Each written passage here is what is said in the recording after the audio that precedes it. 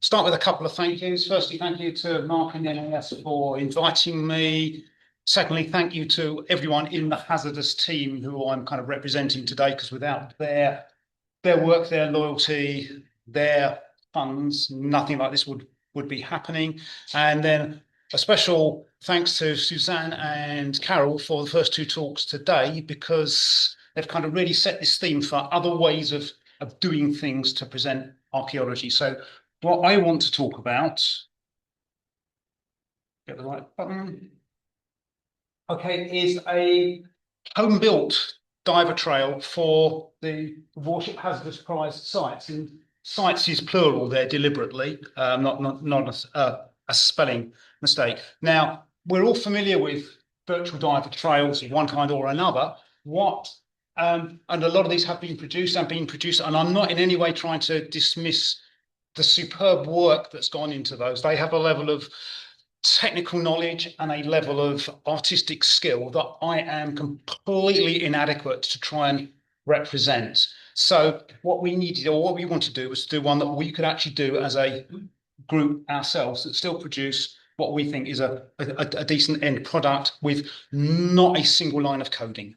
Okay, so that's a really important thing. This is the way for the non-tech savvy people to be able to produce a diver trail or any other archaeological site. Okay, so here's the site that we are dealing with.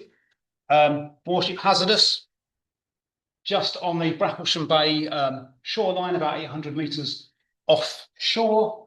So not too far away from here. She sank in inverted commas in 1706. She was deliberately run aground at the end of a disastrous voyage, escorting the annual tobacco fleet back from the colonies. You can see from the position she's totally exposed to the southwesterly winds, which is why she ended up there. They cut their anchors somewhere off St Helens Road and just jury rigged on the main mast, on the foremast, having cut the two rear masts down and just headed for the shore to get people off and save lives.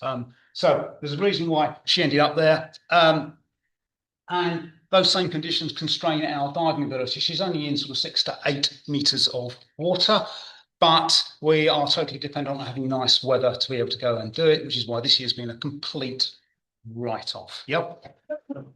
Okay, it really has. Okay, so diver trails are nothing new. And they started out before we had all this wonderful digital technology with virtual diver trails. And we'd like to think that we've probably got the longest continuously running underwater archaeology project in the country. It started in 1977 and it's still going, partly because of that rotten weather, not giving us much chance to get to the site each year.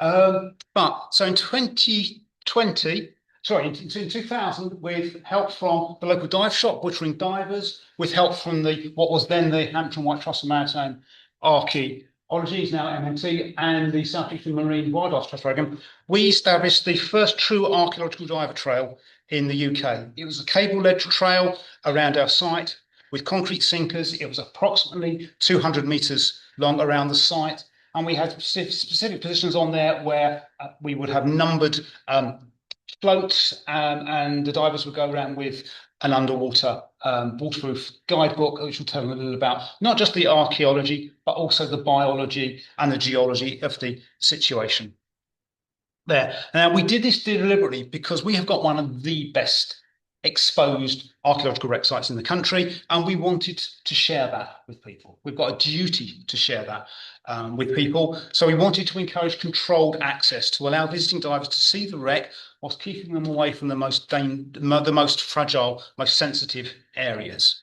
Now, over the years, the cable broke, shifting sands moved across and pulled the sinkers and moved them and stretched the cables and things like that. And the local dive shop closed. So it eventually, kind of like that kind of virtual diver trail went into abeyance. And we are now in the process of re-establishing. We've got 8 sinkers down on the seabed already, and we've got another 4 to go down, which we haven't been able to get down again because of the weather.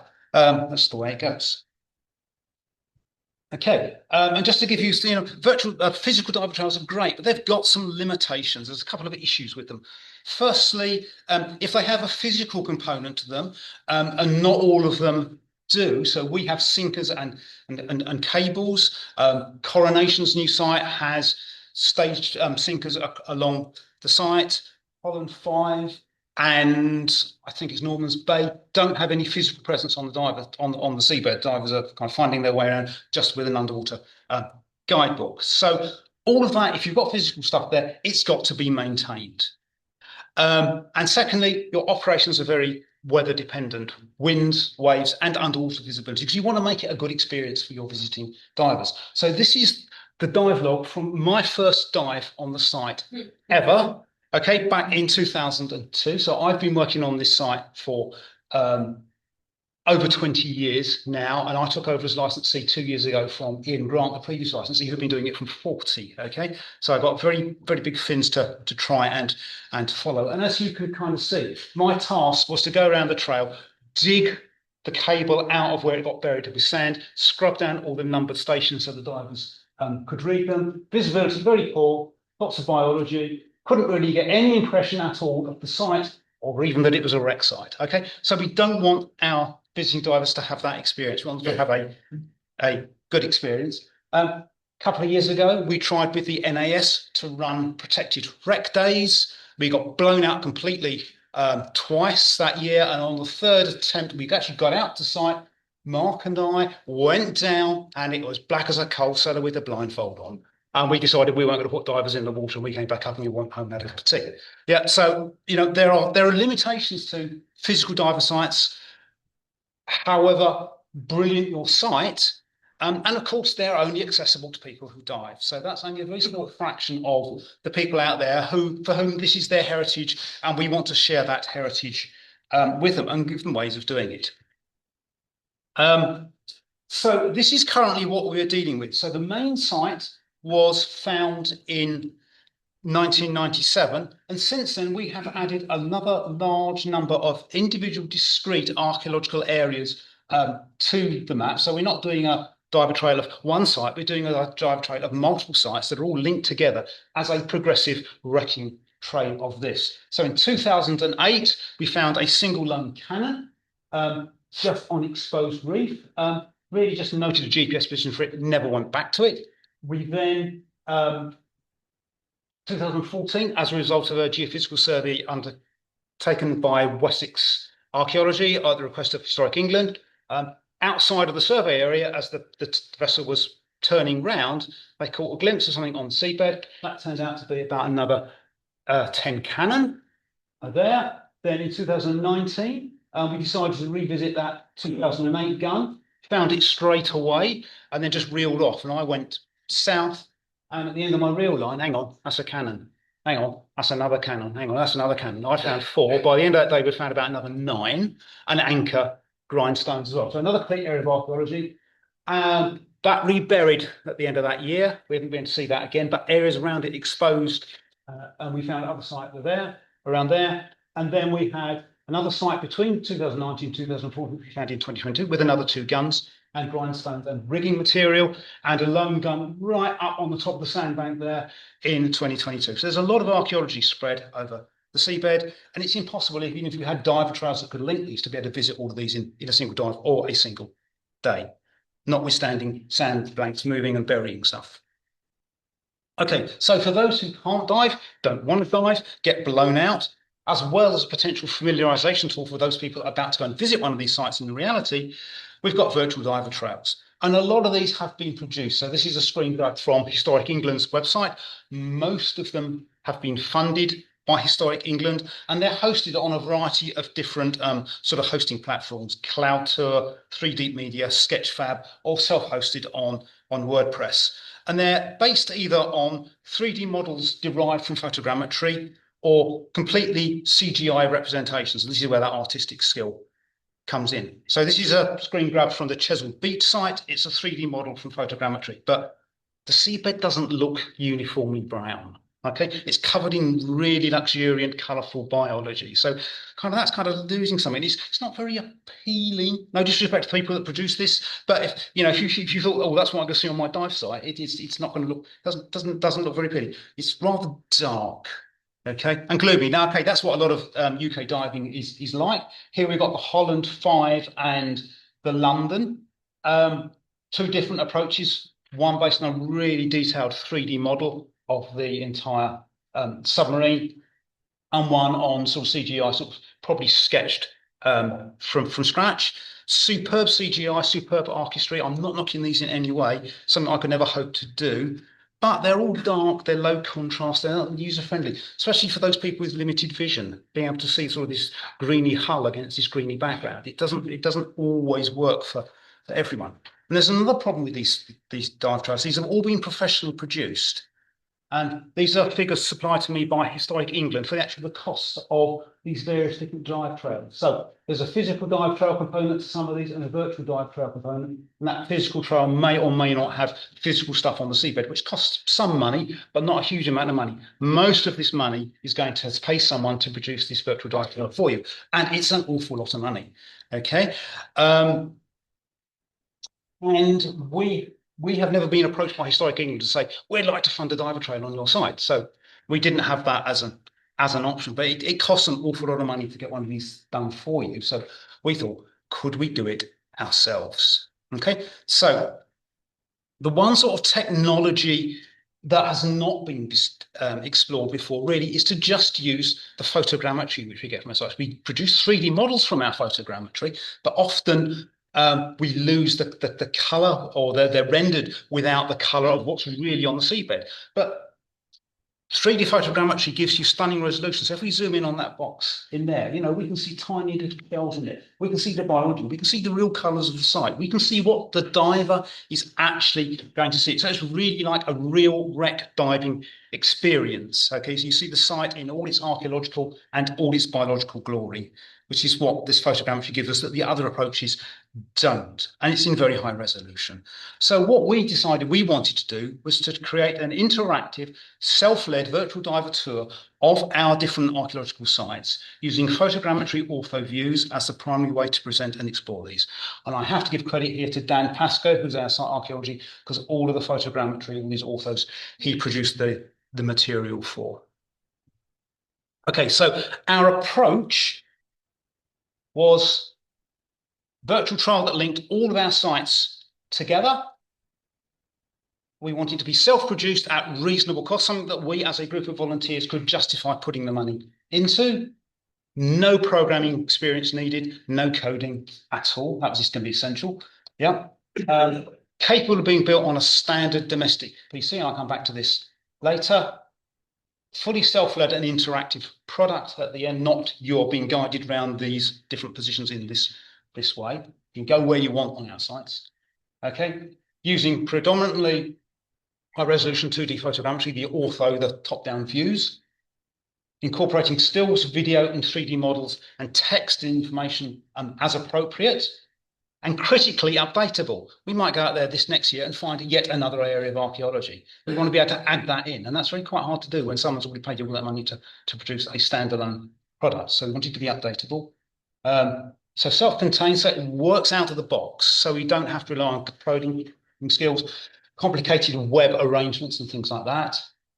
And just as a bugbear of mine, we could host it ourselves on our own project website. It would be responsive, so it should be able to work out of the box on a PC or on a mobile. It should be accessible and inclusive as well. Okay, so but before you see what we did, what we didn't do and why we didn't do it. Okay, so these are the approaches that you may be more familiar with, that we thought these are not approaches to us. So if we talk about virtual reality for a start, hands up if you've got a computer at home. Yeah, pretty much everyone. Keep your hand up if you've also got a set of VR goggles. Okay, it's a niche market. Yeah, very, very few people have them. It's a fair, so that makes it immediately makes it, if you're going to design for VR goggle output, it makes it very exclusive. VR goggles cost a few hundreds up to thousands of pounds. So last price I found for Google's MetaQuest Pro was £770. The technology of the different VR goggle platforms is somewhat different. So you can't guarantee compatibility. You've got to go and design for sometimes for one. And critically, there's this thing called cyber sickness. Between 60 and 95% of people who put on a pair of those 3D goggles experience some short or longer term disorientation as a result of doing that. It can induce nausea, dizziness, disorientation, ocular motor disturbance, eye strain and headaches, both during and after use. That's a real problem. And there are differences in susceptibility to this, which go with age, with gender, with ethnicity as well. And children and the over 50s are worse affected by that. And probably looking at this room, most people in this audience are over 50.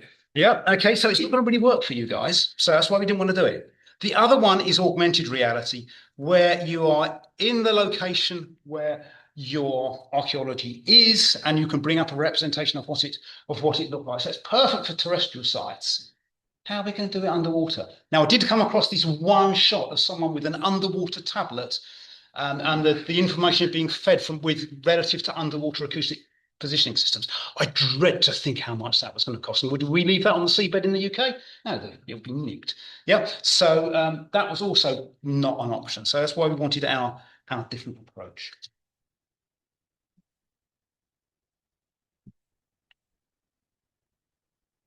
No.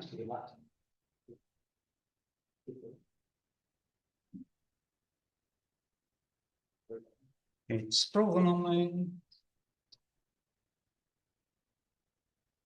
Right. Yes, escape presentation. No, that's also frozen on me. All right, let's just shut that one down again and try again.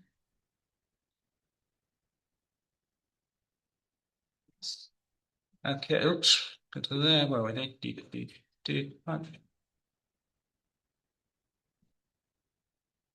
Okay, so this is what we found doing some research on the web. This program called 3D Vista Pro. Now, it's not designed for what we wanted to do with it. It's actually designed for like selling real estate. It's designed for taking 3D, 360-degree panoramic photographs of the insides of really expensive houses with a floor plan, so you could navigate from room to room and room to sell your property. But it takes also a lot of other different forms of inputs, which we thought, well, can we actually get this to work for us as well? Okay, it's commercial software. It's just under €500, but there is a free 1 month downloadable, fully functional version of this. It's watermarked, but it allows you to test it to sort of like to destruction. We found, yeah, this would do everything we wanted it to do. So this is kind of what we adopted, and we tweaked the way it's designed to work for what we wanted to do. Okay, so how are we going to do it? Well, there are guidelines. So Historic England have some guidelines about best practice for doing this, which are available on the web. So some general principles that we want to share the heritage with everyone. It's not just miners, the licensees, it's everyone's. The audience should be maximised. So doing things to do that. Hence, no VR goggles for us. Sorry. So the UK diving community, again, is declining. So there's less people getting involved in protected wreck sites, and therefore we want to kind of maximise the appetite for those to people to come and join us.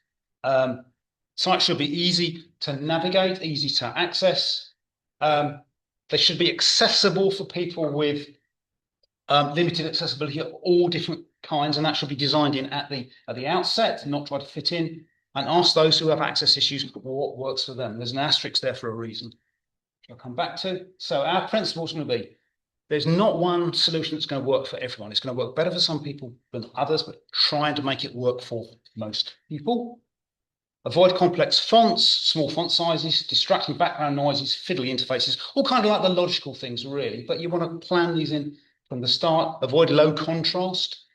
Okay, have high resolution imagery so it can be zoomed in on if you want. Use simple icons, simple layout. Explain how to navigate your way around. Short tips should be large and obvious. Icons should be large and obvious. So we want contrast in our imagery. So there are guidelines from other organisations out there. So Historic England's guidelines, which were written by a member of Historic England staff who has a visual impairment, said use black text on a white background. I talked to all my dyslexic friends and they said, God, no, don't do that. It's horrible. It really makes the pages swim in front of their eyes. So British Dyslexia guys is use dark but not black text on a light but not white background. So that's kind of what we did. We can and have text to speech as an option in there as well. And 3D Vista will do this for you automatically.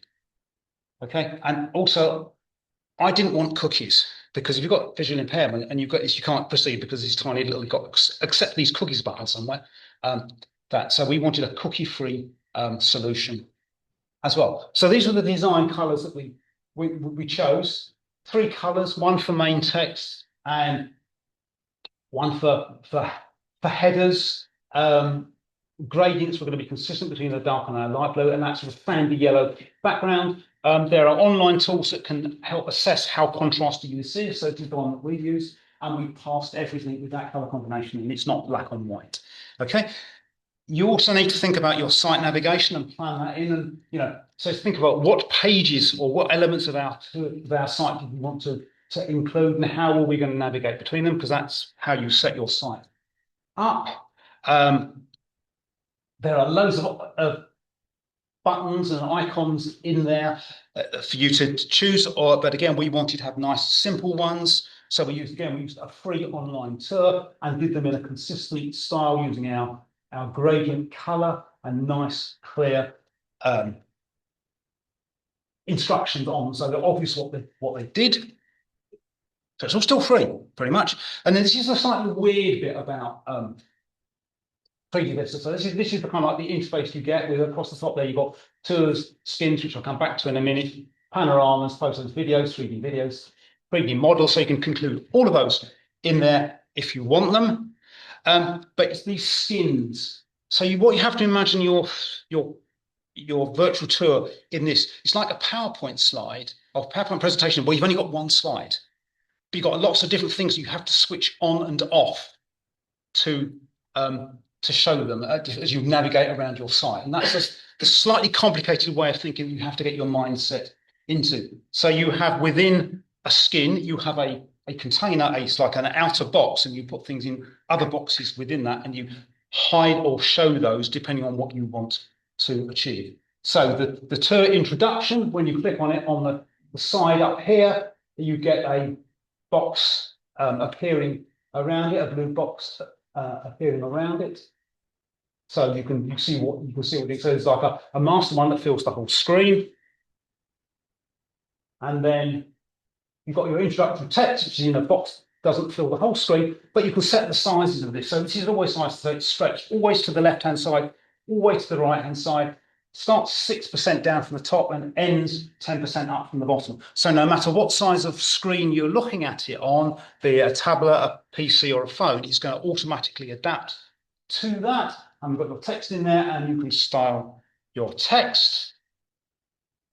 So we've got our begin tour button down there, which then has an action associated with it. And there's lots of different actions that you can have. You can open 3D videos, you can play audio, you can show 3D models, you can show or hide components and things like that. So we use that. So for one of those buttons there, that action button, when we click on that show tour, we want to hide some things on the screen, we want to show some things on the screen, and we want to switch our text to speech, because if it's on, we want to turn it off, and if it's off, we want to turn it on. So you do this by basically going in and ticking and showing and hiding the different elements in your skin. And this is the bit that takes most practice getting your head around so that it works really, really well for you. So we hide some stuff, and then we show some stuff on top of the blank canvas that we have created. Okay, and then for our text to speech, basically when you click this, stop anything that's going, and you add all those actions into the interface, and it just does them all automatically. You can import your different panoramas. So these are our ortho views of our site. Now, you probably won't be able to read it from there, but they say it's 2019 gun site is 20,000 by 13,000 pixels. So it is very high res. Yeah, we didn't use the 2 white ones in the final product in the end, but you can load up your panorama, and then on your panorama, you can have hotspots. So you can define positions on there, and when you click on that, it has an action to bring up an information window where you can have a picture, you can have text, you can format your text, you can decide the size of these, the position for all of these. As well, you can show videos in there, you can play audios in there, depending on what it is that you want. We've then got text to speech. Now, those of you who are keen doom scrollers of Facebook will be very familiar with this kind of auto text to speech that comes on in that, and it's very sort of robotic. You're kind of left with that. primarily, and you can switch it on and off. One of the problems with AI-generated text-to-speech is it doesn't pronounce things correctly. So if it just read out that box on the top, which is the text that's displayed in the online tour, when you come down to the middle, the site also contained lead scuppers. It won't say that. It would say the site also contained lead scuppers. Yeah, because it doesn't have the context to produce the right pronunciation. But what you can do is instead of telling it to read the text, you can tell it to read a hidden box of text in which you change it. And if you write it as lead, LED, it pronounces it correctly. So you're going to go through and kind of tweak it all like that. Thanks, Tarek. So there's some subtle nuances to try and make the product as good as you can. Okay. And then once you've got it all, this is the great thing about this. You've got a variety of different options of how you want to do this. They run their own paid-for hosting service that you can go into, or you can choose to export the whole of your virtual tour into a self-contained website. So as long as you've got a web space to upload that to, it will work automatically with no other modules, no other plugins needed. It just works out of the box. So you export it locally onto that, and you just FTP it up to a folder on your web server. So our root of our web server is hazardousproject.info. I just made a new folder /virtual tour, uploaded all the files into that, and it works out of the box. You can also export it as a standalone player with all the playing software built into that as well. So that's what we've got running on the two laptops downstairs, so you can see what's in there and play with that as well. You can also incorporate it into, they have a free downloadable app, so you can just give the data set and you can look at it on the app, or you can have the app incorporated into your data set as one thing. Okay, so lots of different options for that to make it very, very flexible, very powerful, and very easy. That's the really important thing. It's very, very easy. Okay, so comparing what you need to do your own virtual tour or what you need to have someone else to do your virtual tour. So if you're going to do it yourself, so obviously you're going to need your software. So it cost us €499. And then you need your content. What are you going to put in your virtual tour? You need your photogrammetry, obviously. You need 3D models. You need, you can also incorporate 360 videos, standard videos, photos, audios, text. You've got to produce all of that work. You're writing the book of the virtual tour, essentially. You need to work out how those are all going to link together. So your navigation and what you want to say about everything and how it all links together. Obviously, you're going to need a computer to build it on. You're going to need somewhere to host it. And you're going to need a relatively small amount of real money to buy the software. Okay? If you are going to get it done professionally for you, sorry, I forgot that one. That's the most important thing. That's going to take you a lot of time to do, okay? So it's taken me about 6 months to produce this of my spare time. However, if you can get it done commercially, okay, you don't need the software because the developer's got that. You're still going to need to assemble all of that. You're still going to need a computer. You're still going to need to have somewhere to host it. You're going to need an awful lot of money. And you're still going to need to put an awful lot of your own time into it. You can't just say to a developer, I want a virtual tour of a Holland 5 or whatever, and then leave them to source it all. You've got to produce everything that they're going to need and build it from. And that's what takes the time to do it. But if you do it yourself, you don't need anything special. So I did all of this virtual tour on a 2014 i3 laptop. Okay, it's got 16 gig of RAM in it, but that's all. The data sets are not huge. When it's running and it's got the whole tour loaded, it's taking up about 700 megabytes of RAM. The website folder is about 380 megabytes, and the standalone player is about 400 megabytes. So it's not huge. It doesn't require, unlike assembling the photogrammetry where you need a stonking great big workstation, you don't need a huge amount to do this and to achieve that. Okay, so that's